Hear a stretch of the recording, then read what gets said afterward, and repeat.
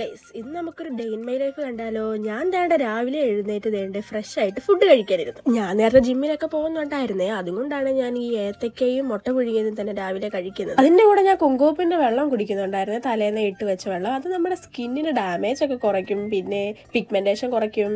അതുപോലെ നല്ലതാണ്, ഡൈജഷനൊക്കെ നല്ലതാണേ. ട്രൈ ചെയ്ത് നോക്കെ. അപ്പോൾ ഞാൻ അമ്മയുടെ കൂടെ പുറത്തോട്ട് പോവാണേ, മാവേലിക്കര ECHS അവിടെ പോയി അമ്മയ്ക്ക് ആശുപത്രിയിൽ ഡോക്ടറിനെ കാണിക്കണം, മരുന്ന് വാങ്ങണം. ഞങ്ങൾ അവിടെ വന്ന് ക്യൂ ആയിരുന്നേ.